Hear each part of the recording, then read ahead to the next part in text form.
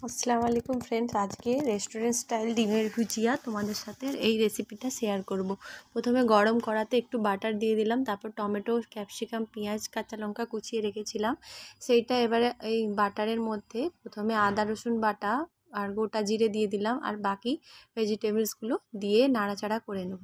একটুকু নাড়াচাড়া করে তার মধ্যে অল্প একটু নুন অ্যাড করলাম, হলুদ গুঁড়ো, লঙ্কা গুঁড়ো, ধনে জিরে গুঁড়ো অ্যাড করে একটু নাড়াচাড়া করে চাপা দিয়ে রেখে দেবো। একটু সবজিটা হালকা সিদ্ধ হয়ে এলে তারপরে ঢাকাটা খুলে আবার নেড়ে নেব। নেড়ে নিয়ে মাঝখানটা ফাঁকা করে একটু হালকা সাদা অয়েল দিয়ে তার মধ্যে দুটো ডিম ফেটে নিলাম, দিয়ে ডিমগুলোকে ভালো করে নাড়াচাড়া করে নিতে হবে। এর মধ্যে হালকা নুন অ্যাড করতে হবে।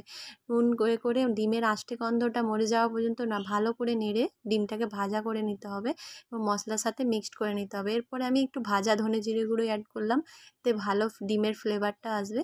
ডিমের ভুজিয়ার স্টাইলটা দেখো, খুব রেস্টুরেন্টের মতো সস দিয়ে একটুকু টমেটো কেচাপ অ্যাড করে তার মধ্যে মাখিয়ে নিলেই হয়ে গেল আমাদের রেস্টুরেন্ট স্টাইল ডিমের ভুজি।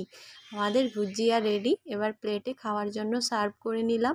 দেখো কত সুন্দর টেস্টি হয়েছে। আমার রেসিপিটা ভালো লাগলে আমার চ্যানেলকে লাইক, সাবস্ক্রাইব এবং শেয়ার করো যতটা পারো, এবং আমার এই ভুজিয়ার রেসিপি ভালো লাগলে লাইক সাবস্ক্রাইব অবশ্যই করবে।